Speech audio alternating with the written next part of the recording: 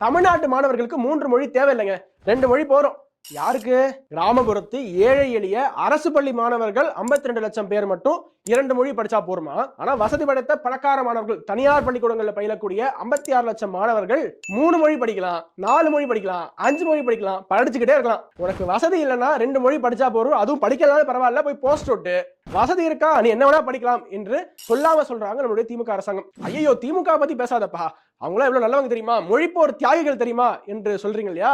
இந்த கூட்டம் எவ்வளவு உத்தம கூட்டம் தெரியுமா? திமுகவினர் நடத்தக்கூடிய தனியார் சிபிஎஸ்இ பள்ளிக்கூடங்கள்ல ஹிந்தியும் தாண்டி பல மொழிகளை அவங்க கத்துக் கொடுக்குறாங்க.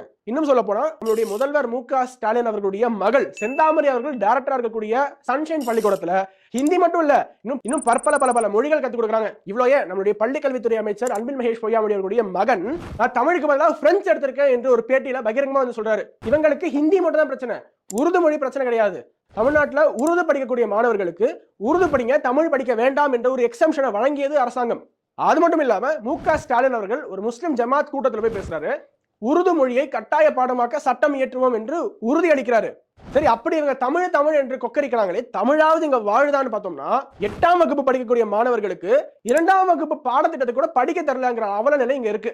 இன்னும் பல அரசு பள்ளிக்கூடங்கள்ல முறையான பில்டிங் கிடையாது, நிறைய மரத்தடியில் உட்கார்ந்து படிச்சுட்டு இருக்காங்க மாணவர்கள். இதையெல்லாம் கண்டுக்காம அரசு பள்ளிக்கூடங்கள்ல சீர்திருத்தங்களை கொண்டு வராம கடைசி வரைக்கும் இவங்க ஹிந்தி திணிச்சிட்டாங்க, அதை திணிச்சிட்டாங்கன்னு மொழி அரசியல் செய்து மக்களை முட்டாளாக்கிட்டு இருக்காங்க.